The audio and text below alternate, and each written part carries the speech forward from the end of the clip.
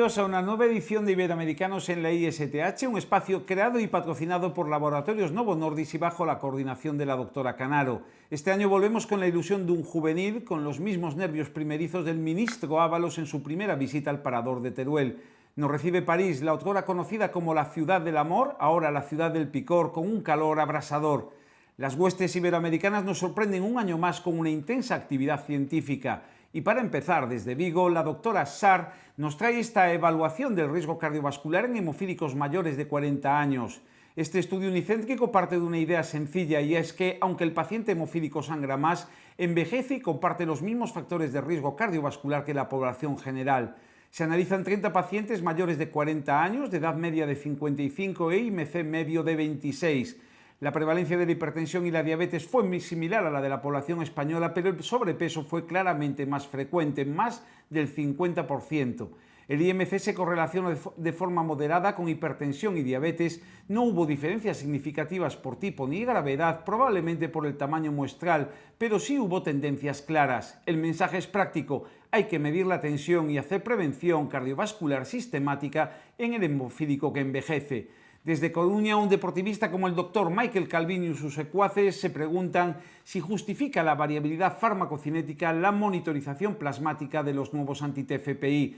El punto clave de este trabajo es estadístico. Cuando comparas fármacos con exposiciones que difieren 10 veces, el coeficiente de variación porcentual puede engañar. Marstacimab tiene un coeficiente de variación porcentual menor, pero su desviación estándar absoluta es unas 10 veces mayor que la de concizumab, es decir, mucha más dispersión real de exposición. No se compara eficacia, se señalan patrones de variabilidad y dosificación. La conclusión es que la monitorización plasmática puede ayudar a detectar infraexposición relevante. Se trata de un análisis exploratorio generador de hipótesis.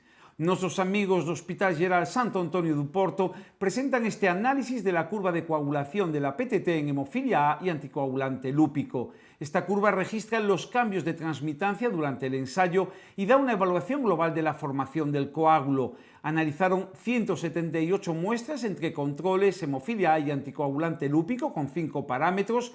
Todos ellos diferían de forma significativa entre grupos. El patrón es muy elegante: la hemofilia alarga la APTT y deprime globalmente la propagación del coágulo, mientras que el lúpico alarga poco el APTT pero conserva la propagación. Es decir, dos causas de APTT prolongado con firmas diferentes. Y algo interesante, incluso la hemofilia A leve ya mostraba alteraciones en aceleración y delta.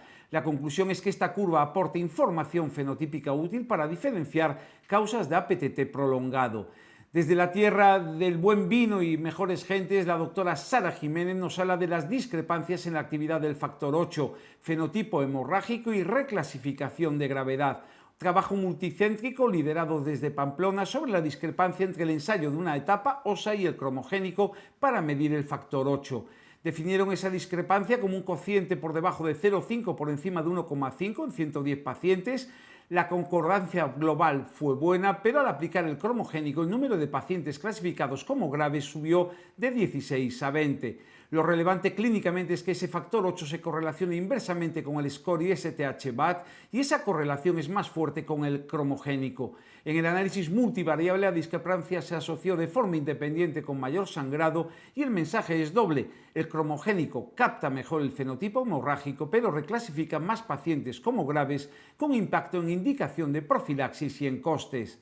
Desde Paraguay, donde el amor es como el TDD, sabe mejor cuando se comparte, el doctor Luis Carlos de Jesús Chávez nos habla de la evolución de los títulos de inhibidor de factor 8 bajo en mififumab en hemofilia A grave pediátrica. Siguieron a 22 pacientes desde finales del 2020, midiendo el título en unidades Bethesda a distintos tiempos.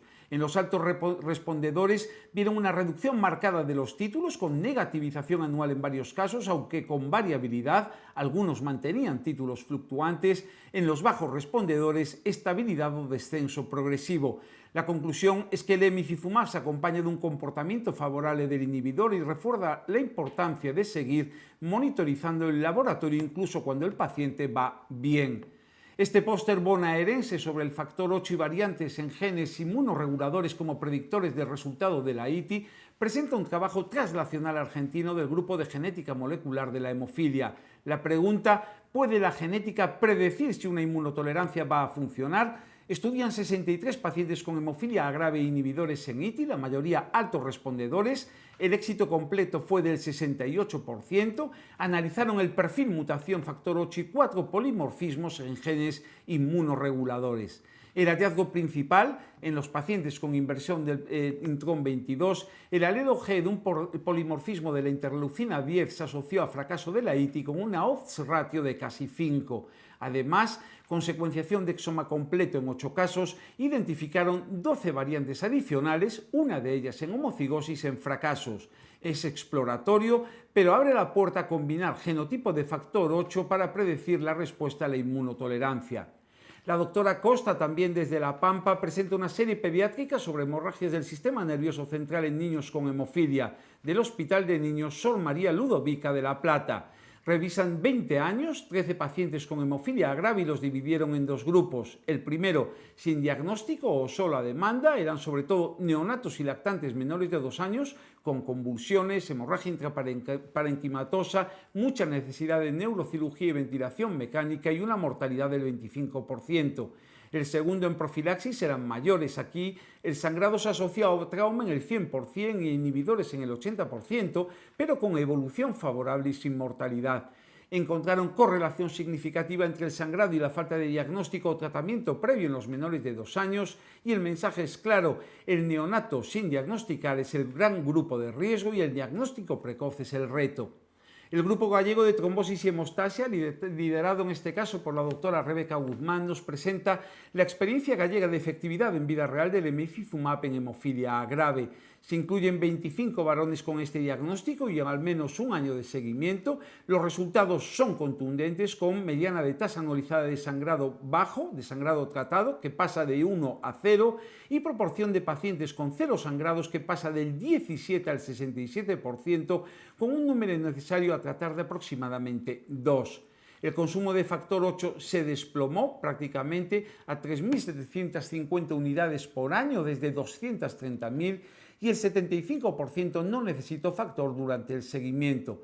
Las distintas pautas, bisemanal, semanal y mensual, dieron resultados comparables, no hubo eventos adversos graves y en conjunto confirma en vida real lo visto en ensayos y respalda el emicizumab como una opción de primera línea a considerar en hemofilia grave. Desde el país cafetero, la tierra de Valderrama, Higuita y el Pacho Maturana, la doctora Gisela Barro reporta 2 casos a propósito de la hemostasia perioperatoria guiada por ensayos globales en hemofilia A grave con inhibidores bajo emicizumab. El problema clásico: operar a un paciente con hemofilia A e inhibidor de alto título bajo emicizumab, donde no sabes bien cuánta hemostasia de refuerzo necesita, es un clásico. Usaron ensayos globales, generación de trombina, trombolastografía para decidir. La idea de fondo es que estos ensayos globales sirven como marcador de la actividad biológica del emicizumab y permiten individualizar, evitando o ajustando los bypass. Y finalmente, desde Jaén, la tierra de aceitoneros altivos, la doctora Macías Aguilera reporta 2 casos de enfermedad de von Willebrand tipo 2N. Este 2N es un defecto del dominio de unión del von Willebrand al factor 8. El von Willebrand es normal en cantidad y función, pero no protege al factor 8, que se aclara rápido y baja en el plasma. Presentan 2 mujeres con sangrado mucocutáneo y el mensaje práctico es claro: ante un paciente con sangrado, factor 8 bajo y von Willebrand conservado, hay que pensar en esta variante porque se confunde fácilmente con una hemofilia leve y el cociente y el ensayo de unión son las pruebas que lo desenmascaran. Y por hoy nada más. Dicen que el amor, recordar, surge cuando menos lo esperas, incluso entre 2 pósteres y un intervalo de confianza. En este congreso hemos venido buscando respuestas científicas, aunque alguno quizás termine encontrando el amor. Por tanto, aquellos que debutáis en este congreso de la ISTH, no desperdiciéis siquiera la primera oportunidad. Muchas gracias.